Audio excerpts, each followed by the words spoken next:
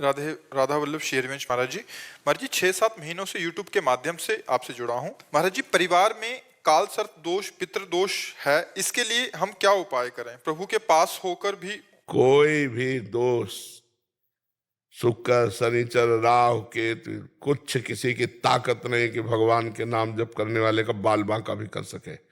सीम की चाप सके को तासु, बड़ रखवार रमापति जासु। और भगवान से विमुख हो तो चाहे जो कुछ कर लो, तुम्हारी जो विपत्तियां हैं, तुम्हारी जो दुश्चिंताएं हैं, तुम्हारे अंदर जो उद्विग्नता है, तुम्हारे जो विघ्न है, वो बने ही रहेंगे, पक्का समझ लो।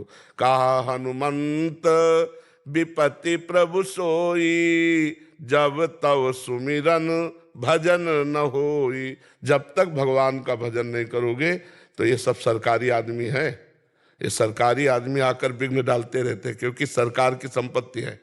तुम्हारा शरीर, तुम्हारा मन, तुम्हारा जीवन सब कुछ भगवान का है, और तुम भगवान का भजन न करके मनमानी आचरण करोगे तो ये ग्रह नक्षत्र सब, जो भगवान के चरणों से विमुख है वो कुछ भी कर ले, कभी शांति को प्राप्त नहीं होगा। और जो भगवान का भजन करता है तो कोई भी उसके साथ कुछ कर ले, उसका कभी बाल बांका नहीं कर सकता। काल सर्प दोष, शनि और भी ग्रह नक्षत्र, जो पे कृष्ण चरण मन अर्पित तो करी हैं का नवग्रह रंग, ये कुछ नहीं कर सकते।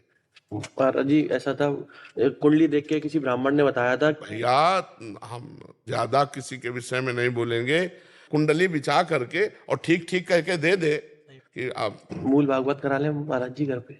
भगवान की प्रसन्नता के लिए करो कि हे भगवान, आपकी प्रसन्नता के लिए मैं भगवत चरित्र का गान करवा रहा हूं, तो सब ठीक हो जाएगा।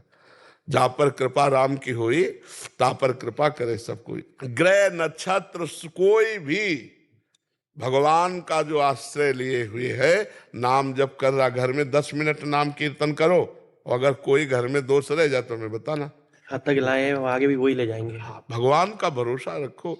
अगर सुनो, राष्ट्रपति अगर हाथ रख दे तो मुकदमा हार जाने पर, फांसी की सजा हो जाने पर भी वो मुक्त हो जाएगा। ऐसे भगवान जगत के पिता हैं। हम भगवान का भजन कर रहे हैं तो सब अच्छे आचरण करो, किसी को दुख मत दो, नाम जप करो। पूर्व का किया हुआ पाप आएगा, हमें दुख देगा, पर हम परास्त नहीं होंगे। और इन सब बातों पर ध्यान नहीं दिया जाता कि अमुक ग्रह, एक देखा तो बहुत अंगूठी पहने थे, तो छल्ला भी पहने थे लोहे का, हितधाम में। तो उन्होंने पूछा ये क्या है?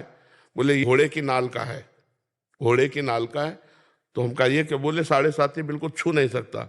घोड़े के नाल ठोक करके 50 किलोमीटर उसको दौड़ाया जाता है, इतना बोझा ढोता है, उस नाल से तुम दुख से बच जाओगे। वो खुद दुख भोग रहा है, नाल ठोकवा के रोड में दौड़ रहा है, और तो मतलब कहाँ बुद्धि लोगों की फंसी। राम राम कृष्ण कृष्ण हरि हरि नहीं बोलेंगे। सोचो ना, भगवत भाव कर लो तो सब में भगवान है, उसकी नाल से क्या होने वाला है? तो आजकल लोग इन्हीं बातों में, मतलब उसका दांत हो जाए, उसका हाथ हो जाए, उसकी ये चीज हो जाए, उसकी हो जाए, ये सब फालतू बातें। नाम जप करो, नाम।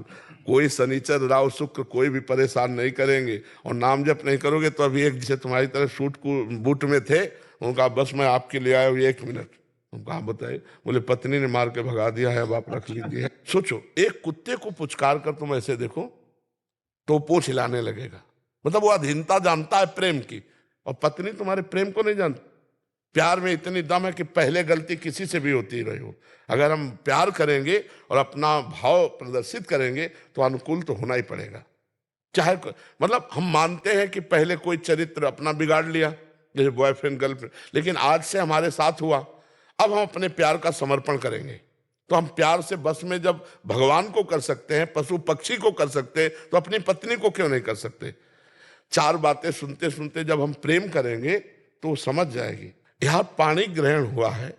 अगर हम प्यार, माना कुछ ऐसे स्वभाव वाले हैं, चाहे स्त्री शरीर में हो चाहे पुरुष शरीर में, जो बहुत चंचल स्वभाव के, लेकिन एक दिन उसको रोक के तुम्हारे अधीन होना पड़ेगा, क्योंकि तुम चरित्रवान हो, तुम धर्मात्मा हो। तो एक तो संयोग ही ऐसा नहीं मिलेगा, अगर मिलेगा तो उसको परास्त होना पड़ेगा, क्योंकि प्रेम में ताकत है।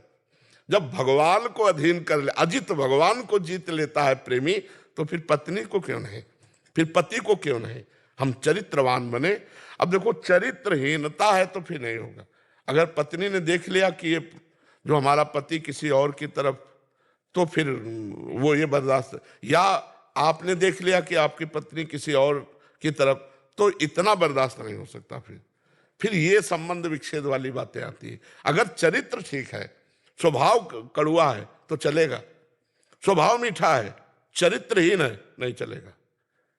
और आज हम इसीलिए बहुत दुखी होते हैं कि हमारी समाज में जो गर्लफ्रेंड बॉयफ्रेंड चला है, ये बहुत हीनता का चला है। इसमें मतलब पति पत्नी के प्रेम होने में बड़ा संदेह है, क्योंकि वो 4-5 को गर्लफ्रेंड बना के आया या 4-5 को बॉयफ्रेंड बना के आई, ब्रेकअप बॉयफ्रेंड फिर ब्रेकअप फिर, तो अब ये जब आएगी तो वही ब्रेकअप का स्वभाव बना रहेगा, वही स्वभाव, और उसके धर्म को मतलब हानि पहुंचेगी पक्का।